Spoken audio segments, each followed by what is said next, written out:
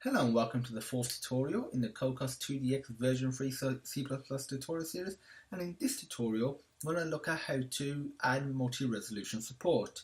Basically what multi-resolution support is, we have different devices. We've got an iPhone, we've got iPhone Retina, and then we've got iPhone 5 which is a Retina iPhone but slightly wider, then we've got iPad and iPad Retina, and if you go even further we've got various Android devices, and we're not going to create an application for each individual device. We're going to create the one application, and that's ideally what you want to do, and you'll program that application so it runs on, if not every device, on most of the devices, and you'll just create a few set of assets, and the application will be designed and programmed so it loads the correct assets. Before we get into the coding, this tutorial assumes you've done tutorial 2. If you haven't, don't worry, there'll be a link in the description to the source code, or you can just start in your own project, that's fine as well. Also, there will be a link in the description to the source code produced from this tutorial. So I'm just going to go ahead and open up the project from tutorial 2, which is, if you can't remember, it was just setting up for Android on a Mac, but it's also set up for iOS as well. And what we're going to do is just run it in the simulator so you can see what it looks like before we add multi-resolution support, and one of the main problems with the current default implementation.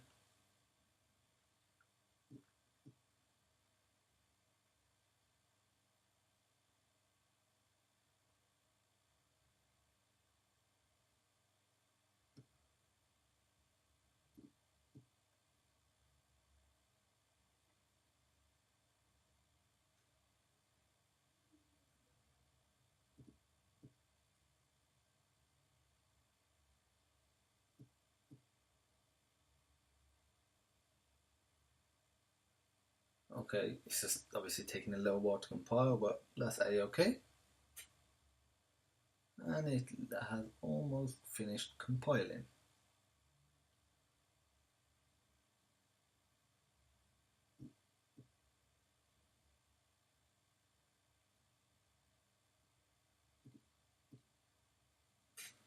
Okay, now it's going to run it in the simulator. So there we go, it's loaded the background, it's got some text. This is from the Hello World scene file, and it's loaded up the close button. Let's go back here.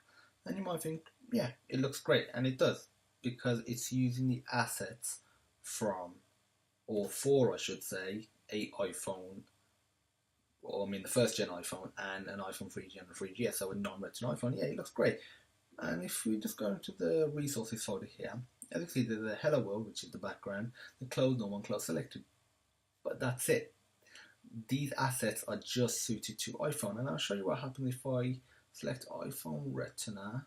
So this is iPhone 4 and 4S. This is slightly wider, slightly bigger I should say, 4 times the resolution.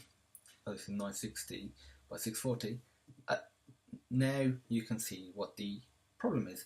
It's loaded the same asset and it's significantly small, exactly a quarter of the screen size. And even though this button seems reasonably usable, when it's on a smaller device like your phone, it's not going to be very usable at all.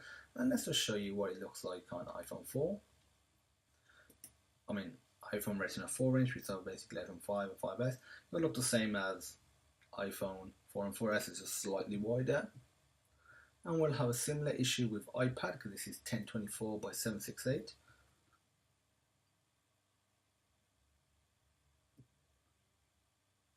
And then we'll finally show you iPad Retina, which is 2048 by 1536. This is ridiculously big. So you actually have to scroll to see stuff, but you can see this is just ridiculous how small it is compared to everything else.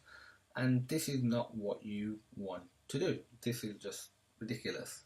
So what we're going to do is, I'm going to run this one more time again. I'm just going to run it in an iPhone simulator. The reason I'm going to run it is I'm just going to delete the application.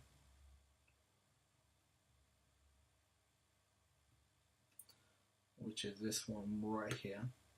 The reason I'm going to delete it is because when we add some new assets and add the new code, I've had conflict issues where it's sort of loading the old code and the old assets. That's just, I don't know, let's just close this down and let's open it up again.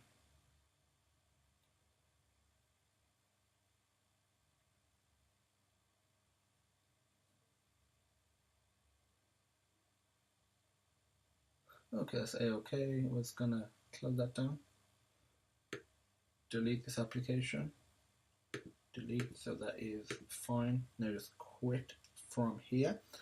What we're going to do is delete the old files, aka hello world, close, or we can leave fonts there, close normal and close selected, just get rid of them.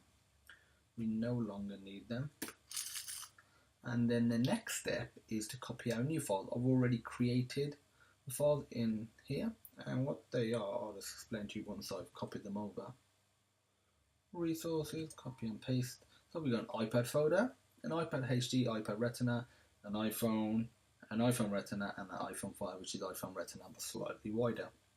In my thing, you might have noticed that all of these contain a hello world, but they don't all contain a closed normal and closed select. And the reason is an iPhone HD, an iPhone HD 5, and an iPad are roughly similar resolution. So stuff that isn't the background, so sprites or items that on the background, you can just reuse them, just put in the iPhone HD, and the way we're going to program it, it'll fall back to those assets, which is fantastic. iPad HD has its own close normal and close selected, and so does iPhone. So let's actually just get to the code in, show you how we're going to do this. Just need to get rid of these first. Click delete, and what you need to do is drag and drop the folder that you added to your project, and just get rid of that, and let's do create folder references for any folders, for any added folders. You don't want to do create groups for any added folders. If you do create folder references, you'll update the images and assets as you add more into it. And just click finish. And the next step is make sure you're in appdelegate.cpp. After director set animation interval, you want to do auto file utils equals file utils get instance auto screen size equals GL view get frame size std vector. And inside we're going to have a vector of string, the std string. I'm just going to call it res dir order, which stands for just resolution directory orders. You can name it whatever you want. And now check which assets the device requires. Now we're just going to check what sort of device we're on. So first we're going to check is it an iPad Retina. So if 2048 equals screen size dot width or 2048 equals screen size dot height. So this checks if it's in portrait or landscape. You want to do res directory orders dot push back. And you want to do iPad HD. So this just means look into the iPad HD directory. And we can simply copy and paste this several times. I'm just going to change this to iPad because if you can't find anything in the Retina iPad directory, you'll fall back to iPad, then iPhone HD5, then iPhone HD, and finally you'll fall back to the iPhone directory. The next step is GLView. Set design resolution size to 2048 1536, and we're going to do resolution policy no border. That is the recommended one. That is the best one we would say use. And then what you can do, this is designing it so it supports landscape mode, which is what the application is by default. If you wanted to support portrait mode, you just change this to 1536 and this to 2048. In theory, you could even put a simple if statement to check what orientation it is in, but that's not too much of an issue to add or change. I'm just going to copy and paste this, do else, paste it, and we're going to change that to 1024. 1024, and we're going to get rid of the iPad HD line. I'm going to change this to 1024 by 768. Just going to copy and paste that, and we're going to do 1136, and now we're doing the iPhone HD 5, which is not 1236, 1136. iPhone HD 5 is iPhone 5 and iPhone 5S. Get rid of that, type in 1136 and 640. You can find these resolutions on Google, Wikipedia, they're not too hard to find. Next thing we're going to check for is iPhone 4 and 4S. 960s, get rid of that line as well. I'm going to put 960 by 640. And finally, what we're going to do is else. And then here, we're going to put if screen size is actually, no, we'll leave this for a separate tutorial. We're just going to keep it simple and keep it to iOS. And we can, sorry about that. And what I meant just to iOS is I will actually do a separate tutorial series which will cover how to design it and set it up so it supports all Android devices as well, and that's a little more complex and that requires an entire tutorial series in itself, so we'll just leave this to iOS. We can just get rid of these top 3 lines. Even if you run this in Android, you'll still be alright, because you'll just most likely fall back to this resolution, because most Android devices aren't of this resolution. So once it's fallen back, the next step is to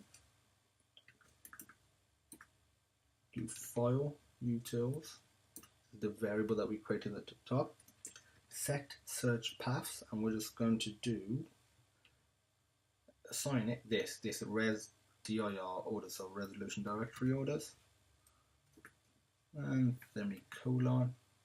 And finally what we're going to do is just do product clean. I found when doing quite a few changes with assets and whatnot, you have a few issues, so if we just play it now, it's going to take a while it compiles.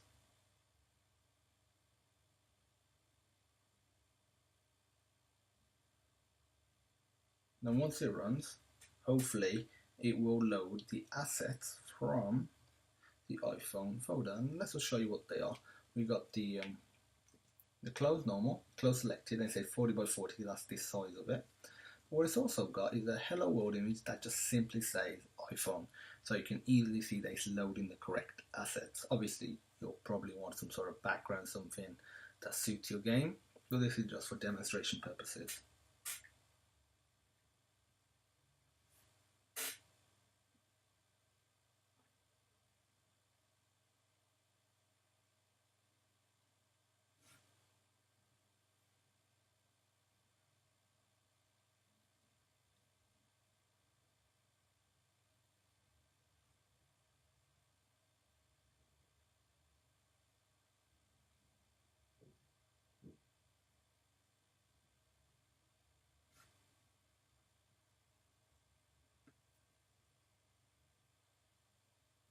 Okay, that's absolutely fantastic. It's reloaded the iPhone assets. What we're going to do is just run it in iPhone 4 and 4S resolution.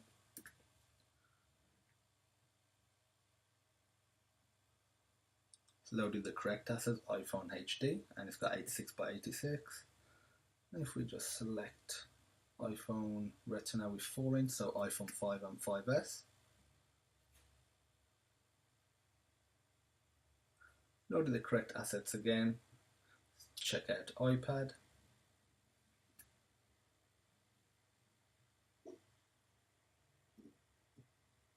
It's loaded the iPad assets. And finally, let's just check out iPad Retina.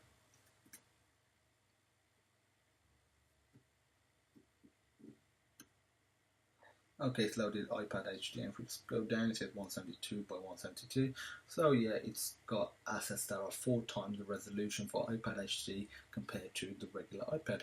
So yeah, that's it for multi-resolution support. We've done all the setup tutorials now, so create the project, set up multi-resolution support. In the next tutorial, we're going to look at how to add a sprite from scratch, and after that it's just going to be general bite-sized tutorials to do little features in Cocos 2D-X. If you have any questions about this or Cocos 2D-X in general, or even programming in general, feel free to message us at support@sonarsystem.co.uk. The link will be in the descriptions, or you can message us. All the required links for the source code will also be in the description, and as usual, thanks for watching.